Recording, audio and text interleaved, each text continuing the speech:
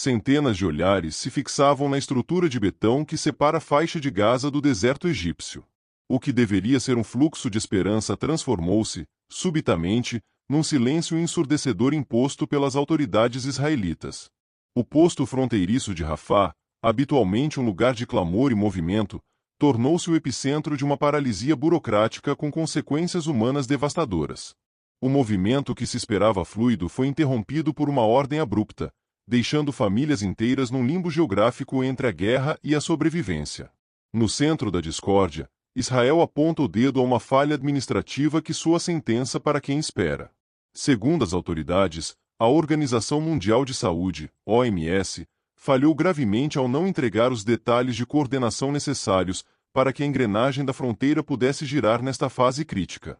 O argumento técnico esconde uma tensão latente que ferve sob a superfície das negociações de paz. Para Israel, a OMS, a entidade responsável por gerir a logística dos que partem, não cumpriu com as exigências processuais rigorosas, alegando que faltavam dados essenciais para garantir a segurança da operação. Do outro lado, o desespero de quem via em Rafah a única saída para tratamentos médicos ou reencontros familiares transformou-se em frustração. A promessa de um corredor humanitário parecia desmoronar-se perante a rigidez de um protocolo que muitos consideram uma barreira invisível, mas intransponível. Esta reabertura, que ocorreu na passada segunda-feira, trazia consigo o peso de quase 2 anos de clausura quase absoluta. Excetuando um breve e fugaz intervalo no início de 2025, o enclave tinha estado selado, transformando este momento numa espécie de renascimento interrompido. O acordo de cessar-fogo, mediado com pinças pela diplomacia dos Estados Unidos, parecia ser o alicerce de uma nova era. No entanto, o otimismo inicial deu lugar a uma contagem decrescente de horas perdidas, onde cada minuto de atraso na fronteira representa um risco de vida para os mais vulneráveis. As cláusulas do acordo eram claras e detalhadas, quase cirúrgicas na sua definição de quem poderia passar. Estabeleceu-se que 200 almas cruzariam diariamente aquela linha de demarcação, divididas entre o regresso a casa e a fuga para cura em solo estrangeiro. A matemática da sobrevivência ditava que 150 pessoas deveriam sair de Gaza em direção ao Egito todos os dias. Entre elas, 50 seriam doentes em estado crítico ou feridos de guerra, acompanhados por 100 familiares que serviriam de suporte emocional e logístico num território desconhecido. Os restantes 50 lugares estavam destinados ao fluxo inverso, permitindo que palestinianos retidos no Egito pudessem finalmente pisar a terra natal. Era um equilíbrio frágil, desenhado para aliviar a pressão humanitária sem comprometer os controlos de segurança que Israel exige de forma intransigente.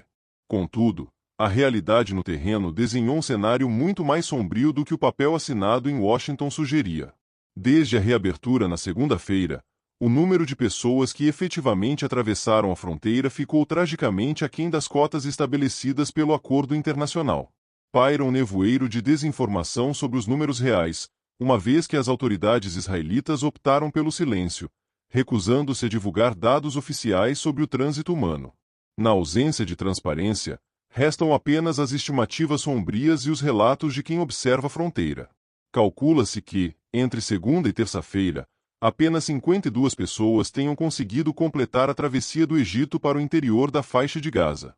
É um número irrisório, uma fração minúscula perante a multidão que aguarda, com malas feitas e corações pesados, uma oportunidade que parece fugir-lhes por entre os dedos.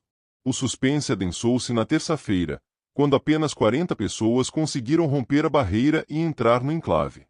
Estas sombras humanas, exaustas pela espera e pelo medo, foram encaminhadas de imediato para o Hospital Al-Nasser, em Khan Yunis, no sul do território. A chegada destas 40 pessoas ao hospital foi confirmada pelo Ministério do Interior em Gaza, uma entidade sob o controle do Hamas, que vigia de perto cada movimento na fronteira. O hospital, já sobrecarregado pela crise, tornou-se o refúgio temporário para aqueles que conseguiram regressar a um cenário de incerteza.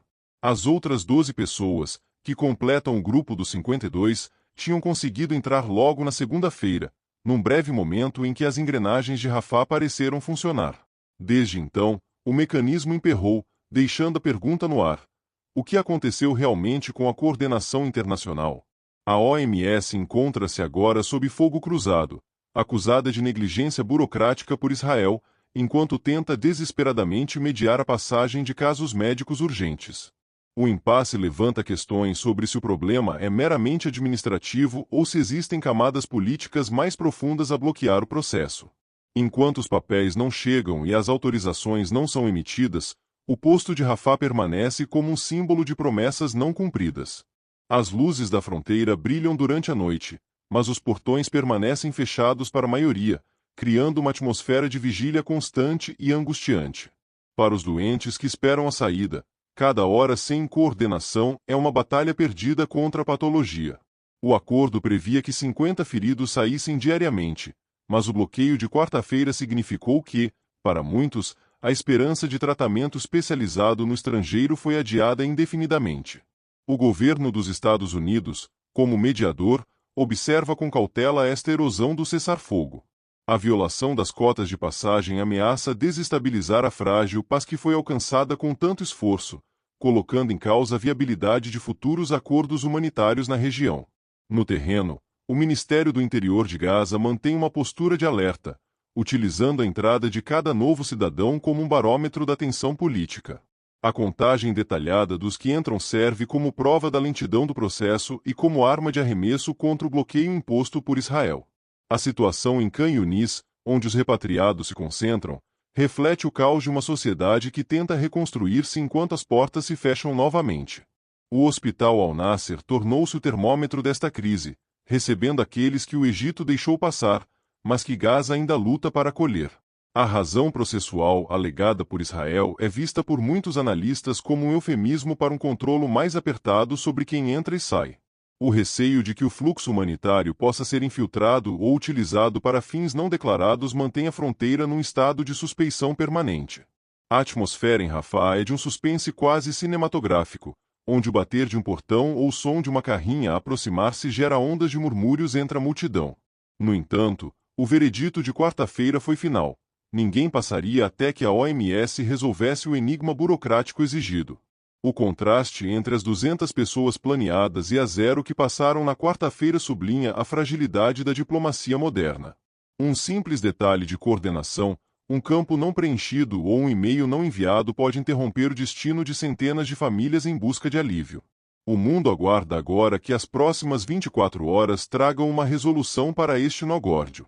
Se a OMS fornecer os detalhes exigidos, o fluxo poderá retomar, mas se a desconfiança persistir, Rafah poderá fechar-se novamente por meses, atirando Gaza de volta ao isolamento total.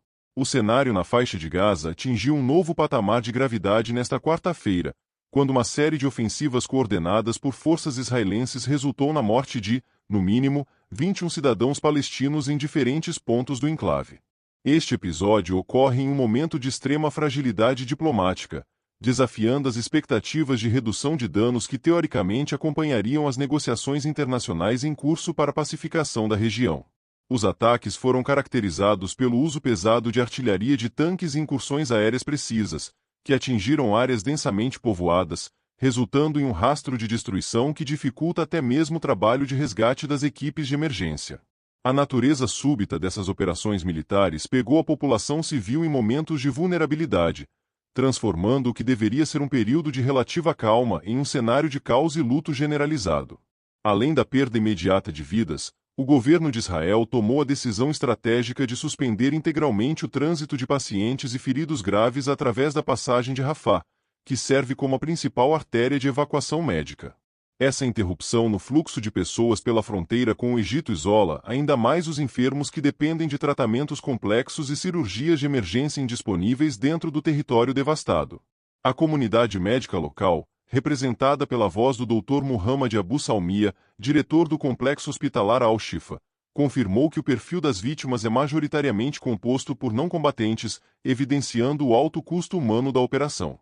Segundo os registros hospitalares, entre os 21 mortos confirmados nas últimas horas, figuram pelo menos 5 mulheres e 3 crianças, cujas vidas foram ceifadas em meio ao fogo cruzado. O luto também atingiu as organizações de ajuda humanitária com a confirmação da morte de Hussein Hassan Hussein Al-Samiri, um paramédico dedicado que atuava pela Sociedade do Crescente Vermelho Palestino, PRCS. Al-Samiri foi morto durante o exercício de suas funções em Khan Younis, enquanto tentava prestar socorro a outros feridos, o que ressalta o perigo extremo enfrentado por aqueles que operam na linha de frente do atendimento médico. A morte de profissionais de saúde é vista por observadores internacionais como um golpe severo nas convenções de proteção humanitária, uma vez que o Crescente Vermelho é uma instituição neutra fundamental para a sobrevivência civil. O incidente em Khan Younis demonstra que mesmo as zonas identificadas como de atuação humanitária não estão imunes à intensidade dos bombardeios e disparos de tanques israelenses. Este novo ciclo de violência manifesta-se precisamente quando o território deveria estar atravessando a segunda fase do plano de cessar-fogo estruturado e proposto pelos Estados Unidos. A discrepância entre os termos acordados nos gabinetes diplomáticos e a realidade sangrenta no solo levanta questionamentos profundos sobre a viabilidade e o cumprimento real dos termos da trégua pelas partes envolvidas. Estatísticas alarmantes revelam que, desde o suposto início do período de trégua, as forças de defesa de Israel foram responsáveis pela morte de pelo menos 530 indivíduos em solo palestino. O fato de a vasta maioria dessas vítimas ser composta por civis sugere uma falha sistêmica na proteção de populações vulneráveis e na distinção entre alvos militares e zonas residenciais durante as operações. A suspensão da travessia por Rafah não é apenas um entrave logístico, mas uma sentença crítica para centenas de pacientes com doenças crônicas ou traumas de guerra que necessitam de cuidados especializados fora de Gaza.